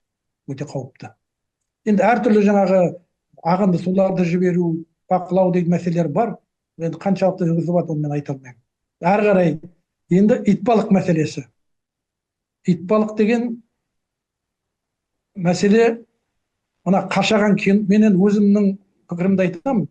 Қашаған деген кен орын ашылып, игеріліп бастағаннан кейін итбалықтың өлуі деген топ-тобымен балықтардың өлуі деген мәселе пайда болды деп кәнігі бұрынғы балықшылар айтады. Балықшылар. Мына Түпқараған ауданында Оршепшегі деген қала бар. Сонда тұратын мықты теңізден балықтың хабары бар ағаларымыз бар. Көзембаев дейтін ағамыз тұрады сол жерде. Сол кісі айтады, осындай дейді, бұрын осы тілші болған әртүрлі деңгейдегі азамат ағаларымыз бар. Солар мына Facebook парақшаларында жазады. Менің өзімнің мысалы мұнайшы ретінде түсінгенім, ойлаймын, менің өзім пікірім.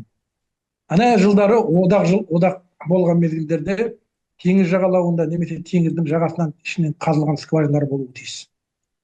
Олар арнайы министрліктің есебінде тұру керек. Сол скважиналардың бәрі тексерілу керек. Сол скважиналардан мұнай, газ шығуы мүмкін. Ол сероводород дейді, күкірт сутегі. Оның бір азғантай ғана долясы 2 миллиграмм екен, бір куб суға. Ол балық ішінде, судың ішінде, жәндіктер ішінде жаңағы өлімге апарады.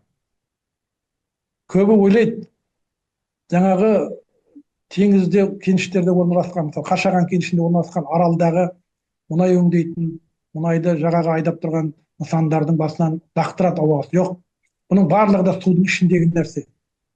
Судың ішіндегі, судың құрамында. Себебі итбалықтарда былай жүзеді. Олардың күшіктейтін районы сол орны мына Қашағаннан былайырақ Атырау бетке қарай арнайы өзінің барып күшіктейтін жерлер бар мұздың үстіне. Сол бағыттарда мен ол жерде болған жоқпын, білмеймін.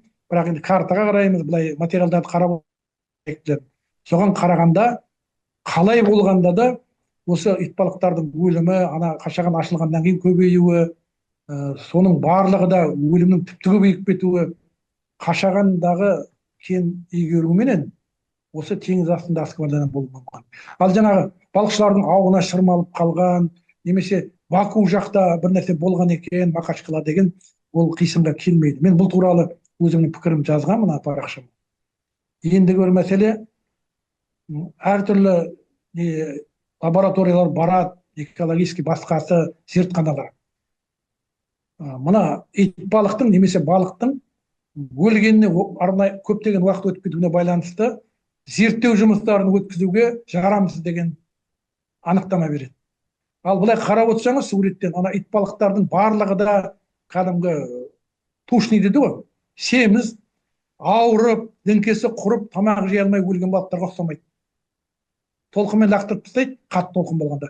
Оған дейін сол теңіздің ішінде жүретін секілді өлекселер. Жеген жеп қояды, жемеген келеді. Бұл менің ойым, пікірім. Мен ихтиолог, я болмаса ірі эколог маман емеспін, бірақ енді көзіміз көрді ғой бәрін. Ол итбалық көп болған, порттың төңірегінде көп болған. Менің әкем сол кезде ертеде итбалықтың майын алады ғой, сабығын дайындайды. Сол итбалықтарды аулаумен айналысқан адам. Жақсы аға, енді менде соңғы сұрақ бар сізге. Ол өте мені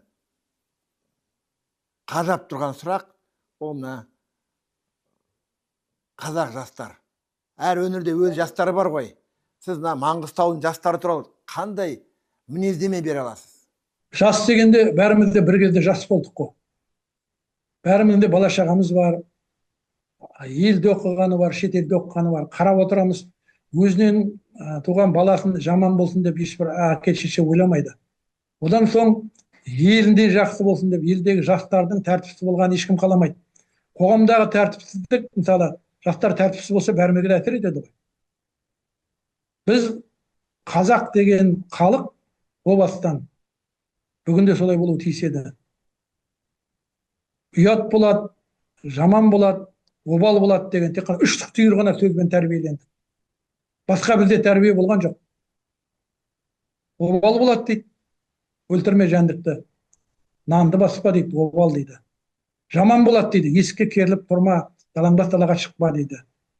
Ұят болады дейді, әуретті жерлерін жауып жүр дейді, үлкеннің сөзін бөлме дейді. Ауылға шауып келме дейді. Сондай көптеген олардың нелері бар айтылатын. Сол нәрсемен біз тәрбиеленді. Кейін мына шекара ашылды, еркіндік пайда болды. Әркімнің қолында бір телефон құрылғы, кірем деген жеріне кіреді, тілді білсін білмесін. Европа мәдениеті бізге еніп бастады. Мәдениет емес, Европаның ықпалы деп айтайық. Ал оған біздің халық та, жастарымыз да дайын болып үлгермей қалды. Жаманды да, жақсыны да сіңірді. Бірақ жаманды көбірек сіңіріп алды. Енді бұдан арылуға бізге уақыт керек. Себебі өтіп отқан шығар, жастар шетелге шығып қызмет істеп жатқандар бар. Корея, Европаға кетіп жатыр, Англияда жасап жатыр егін науқандар. Оның барлығы да түбі қайыр жақсы болады. Себебі ел көреді, жер көреді, адамның менталитеті өзгереді. Бұрын біз жабық пространствода, жабық шекарасы жабық елде өмір сүрдік. Ал енді уақытта жақсы болады. Бірақ тағы бір екінші жағы бар, көлеңкелі жағы. Бұл біздің тәрбиемен қазір ешкім айналыспайды. Баланы ұйқыдан тұрғызады да, балабақшаға апарып тастайды. Балабақшасы біткесін мектепке береді. Бірде мына мектептегі мұғалімдер баланы тәрбиелемейді. Баланы мектеп тәрбиелемеу керек. Мектеп білім. Мектепке барған бала тәрбиелі болып бару керек. Кішкенесінен.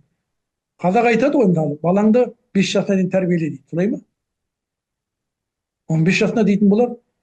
Жаңағы жұмсап сөйлейді дейді, бір жерде құлыңдай жұмса дейді. Ары қарай ол уже қоғамның азамат болып қалыптасып кеткеннен кейін оны қоғам ары қарай реттейді. Ар жақ жүріс-тұрыстарын. Сен әсер ете алмайсың 15-16 жастағы балаға.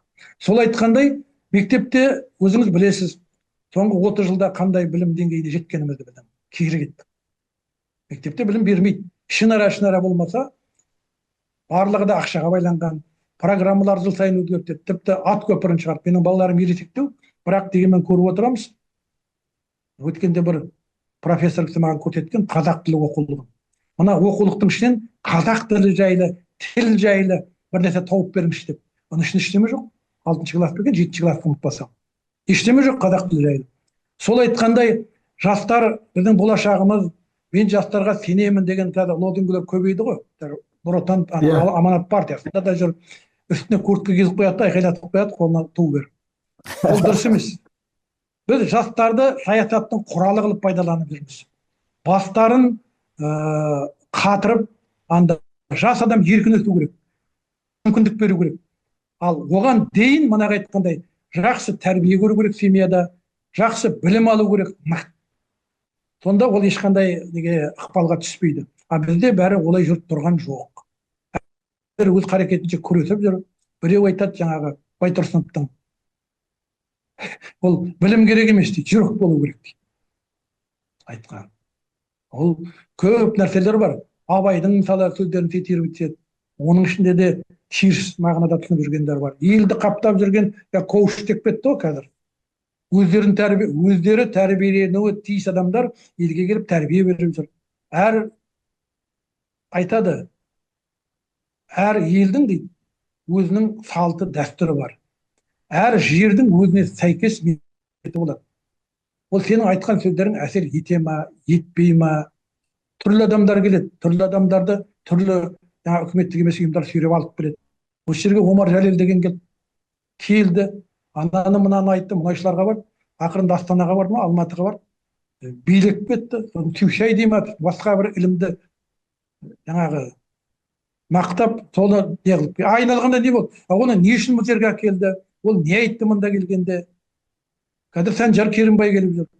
Мысалы, сол секілді, біздің өзіміздің елімізде мықты қызметте болған жақсы азаматтар, азаматшылар бар. Соларды шығармайды да, біреудікі жаңа біреуге таңсық дей ма? Аға, мәселе мына инфо цыгандарды айтпай-ақ қояйық. Мен айттым ғой, қажап тұрған мәселе, өйткені қазір 21-ші ғасыр біз көріп тұрмыз, дамыған елдер, Илон Маск, космосқа бүкіл ракетаны шығарып, қайтадан ұстап отыр. Ал біз бұрынғы кеңес замандағы Совет үкіметінде кезіндегі жетістіктерді айырылып отырмыз. Ауыл шаруашылықта колхоз совхоз жабылып жатыр. Өндіріс, өнеркәсіп жабылып жатыр. Тек мұнай ғана сақталды. Енді былай қарағанда білім қуған, ғалым қуған адамдар азда, дін қуған жастар көбейіп кетті. Мен осы мәселені айтайын. Өйткені мен Атырау, Маңғыстау, Ақтауда болып жатқан кезде байқағаным, өте көп жастар қатты дінге кіріп кетті. Біз өзіміз әрине бісмілләміз қолымызда ғой, айтап жүреміз атамыз. Бірақ мына бағыт ол қатты әсер еткен сияқты. Сонда осыны Маңғыстауда сіз қалай оны ақсақал ретінде, зейнеткер ретінде, ардагер ретінде не айта аласыз? Мен енді жаңада басында айттым әңгіменің, өзімнің пікірімді ашық Фейсбукта, парақшама, өзімнің YouTube каналыма салып жазып отырамын. Дін және мемлекет, жастардың проблемасы, біз қалай дамимыз, наразылықтар неге Маңғыстау өңірінде көп деген тақырыптарды мен Facebook парақшамда бөлек-бөлек талай рет жаздым. Жаңағы YouTube каналында ол тұр, қазір айтқан сөздерім осы. Сіз де бір-екі рет жаздыңыз мені. Енді мен өз пікірім былай бұл жөнінде. Жастар жаңағы дүнияға келіп жатыр, ішінде тас жаратын тілі бар, талантты жастар бар. Олар неге өспейді дейтін бөлек мәселе. Жастар оқығысы келеді, талпынады, үлкен маман болып қалыптасқысы келеді. Бірақ оларға демеу керек, көмек керек, қаржылай көмек керек болады. Кейбір жерлерде шетке шығарып оқыту керек болады. Жапон елдерінде, Корея, Израиль сияқты дамыған елдерде оқыту керек. Ал оны қолдайтын әртүрлі қорлар, әртүрлі институттар, олар бізде жоқтың қасы. Бар болса да, барлығын ақшаға тірейді. Жалғыз болашақ болды, болашақты білесіз, бас жағында басталып, артынан әбден бүлдіріп, соңғы кезде жөнделген сияқты. Бірақ жалаң оқыту. Мен өз болашақпен бітіріп келген жігіттермен жұмыс жасадым, талайын қабылдадым, білім деңгейлерін салыстырып көрдім. Әрине білімдері жақсы, КБТУ-да оқығандардың сол КБТУ арқылы кетіп шетелде оқып келген білім жағы, бірақ ешқандай тәжірибе жоқ, білімдерін тәжірибемен байланыстыра алмайды. Дуальный обучение деген болды, ол да ұзаққа кетіп қаламыз. Бірақ сол секілді ертедегі мысалы политехта оқығандар біледі, төртінші курстан кейін жаңағы производственный практика дейді, өндірістік неге келеді, тәжірибеге жасайды, 4-5 ай жалақысын тауып кейін кетеді. Ол диплом қорғауға барғанда дайын маман болып барады, көреді, себебі не оқығанын тірідей көреді. Ал бізде, сіз енді Астанада, Алматыда боласыз, қараңыз, үлкен министрліктердің, ұлттық компаниялардың, Қазтрансгаз, Казтрансойл, Қазмұнайгаздардың коридорында жүріп қараңыз, фамилияларға мән беріңіз. Жоқ аға, Кабинетте отырады, айтайын мен. бастықтар балаларын тиіспей қояйық, ол белгілі нәрсе ғой. Мен мына жастардың жағдайын, олардың бағыты қандай, олардың болашағы қандай, осындай бағытта олар ертең қандай нәтижеге келеді? Мәселе сонда болып тұр ғой. Жоқ, енді айтайын, сорпаға қалып шығатын балдар жаңағыдай жағдаймен, қазақша айтқанда пұшайман болып алысқа шаба алмай жүр, оқи алмай жүр. Бірен-саран адамдар бар. Қазір бір Тимур Бектұр дейтін бала бар, осы өте бала емес, дардай жерлеріміз. Америкада оқып келді, болашақпен, ол маман енді, қазір. Ағылшын тілінің маманы, өзі журналшы, қазақша, IT-дің маманы, енді тілді меңгеріп келді, осы жерде ағартушылықпен айналысып жүр. Ол жақ жігіттер саусақпен санайтындай. Ал енді басқа адам не істейді? 30 жыл бойы біз диплом саттық, диплом сатып алдық, әрқайсының қалтасында 2 дипломнан бар. Бірақ олар маман емес. Себебі олар білмейді, нені оқығанын білмейді, өндірісті білмейді, өндіріске ар жағында негізі жоқ, фундаменті жоқ, оны алып кете алмайды. Сондықтан ол не істейді? Жүреді, анда соғады, басы мында мешітке барады. Немесе басқа бір жаңағы сектіге түсіп кетеді. Себебі ол оны ары қарай дамытатын, онымен пікірлесетін орталық жоқ. Жаңағы спорт дейтін нәрсе бар. Мен өзім оны қолайламаймын, жаздым да бір кезде. Бізде білімді жастарды жарып шығатын, соларды қолдау, соларды демеу, соларға орын беру, қаржылай көмек беру жоқ. Біз жаңа бір-бірін, ұятта болса айтайын, итше тепкілеп, қылғындырып, ұрып соғатында чемпион жасаймыз. Ережелі жекпе-жек, ережесіз жекпе-жек, панкратион, jiu-jitsu, тағы иттің боғынан көп атаулары. Соның бәрін, әрине мен қарсы емеспін, спортпен айналыссын. Бірақ елдің бәрі ол жаңа сақал қойып, сол тепкілеумен айналысып кетті ғой қазір. Спорт дегенді мен түсінемін. Күрес, қазаққа тән садақ ату, аударыспақ, бәйге, кәдімгі қазақтың ұлттық өнерлері. Ал енді спортшы арнайы мектеп интернаттарда чемпион шығатын жігіттер таңдап алып спортқа дайындау, елдің намысын қорғайды. Ал жаңағыдай ортада тәрбиеленбеген, білім алмаған бала қайда барады? Жаңағыдай ұйымдарға барады, наркоманияға ұласады, оның арты. Вот басқа түкті емес. Тәрбие жоқ, білім жоқ. Мына діни басқармадан жаңа әртүрлі деструктивті ағымдарға тыйым жоқ. Бәрі ашық-шашық, ойындарға тыйым жоқ. Бала соған барады да қояды. Жас жігіт, ол кінәлі емес. Ол өзінің энергиясын шығындайтын жер іздейді. Қайда барады? Жаңа төбелесетінге барады. Барып қараңыз, кілең жас балдар. Ал жанұядағы тәрбиеші, әке шешесі, жанұядағы атасы, апасы сонда тәрбие бермей ме не? Тек қоғамға бәрін лақтырып тұрсыз ғой. Міне дұрыс айтасыз, мен мана басында айттым ғой. Мектепте мұғалімдер тәрбие бермейді деп айтады, екі сөзінің бірі. Мұғалім көзін алартса, мұғалім сотқа береді. Бізде олай болған жоқ. Тәрбиеге ата-ана жауап беру керек. Тұтасыменен 90% ата-ана жауапты болу керек. Тәрбиесі бала үшін ата-ананы жауапқа тарту керек. Мектепте білім беру керек. Әрине ықпал жасайды. Ол өзінің мәдениетімен, өзінің сауатымен, өзінің жүріс-тұрысымен шәкіртке тұлға болу керек мұғалім. Міне сондай жағдайда болады. Ал әйтпесе, ана мектепте бала көргенсіз болып шықты дейді. Жоқ, ол ата-ананың кесірінен. Ата-ана сол жауапкершілік сезбейінше ештеме де шықпайды. Айтады, ойбай, балдар бағынбайды, балдар телефоннан қол алмайды дейді. Ай, сен телефон берме бала күннен, үйрет, соған тәрбиеле, уақытпен бер. Санасына құй, санасына құйғаннан ол телефонға жоламайды. Жақсы. Жоқ, әңгіме өте жақсы болды. Сіздің шынайы, ашық ойларыңыз өте дұрыс. Ешкім ештеңені жасырмау керек. Білесіз ғой, ауырды жасырған өлет деген. Сол үшін мен сізді бұрыннан бері танимын. Мына халықты ойлап жүрген азамат ретінде, сол үшін сізбен бүгін сөйлесіп отырмыз. Аға, сізге көп рахмет. Бүкіл мына Маңғыстау өңіріне үлкен сәлем айтамын. Яғни менің ойымша, ағарту жұмыс өткізбесек, ол үлкен қателік болады. Әрбір көзі ашық, көкірегі ояу адам ол өз қасындағы жүрген адамдарға жұмысын өткізу керек. Өйткені біз істемесек кім істейді? Бұрынғы мына Ахмет, Алиханды айтпай-ақ қояйық, өзіміз қасындағы адамдарға Ахмет болайық, Алихан болайық, Мыржақып болайық, сол оян қазақ деп, сөйтіп өзіміздің жұмысын өткізе берейік. Сізге көп рахмет. Келісемін Асхат, сіз өте дұрыс айтып отырсыз. Мына қазақ тілінде ел дауысы деп ашылғанына мен мысалы өте қуандым. Жақсы аға. Жігіттерге айтып хабарлап жатырмыз. Тұрақты байланыс орнатып, жаңа сіз айтқандай ағарту жұмыспен айналысқан дұрыс болады, өте дұрыс. Рахмет. Жақсы. Ал құрметті көрермендер, осы ашық әңгімені тыңдадыңыз, өз пікірлеріңізді жазыңыз, лайк қойыңыз, осы видеоны таратыңыз. Және жаңа ел дауысы YouTube арнаны насихаттаңыз. Менің ойымша, біз бірге, сіз өз жақтан, біз өз жақтан осы арамыздағы ойларымызды бүкіл халыққа жеткізу керекпіз. Аман сау болыңыз.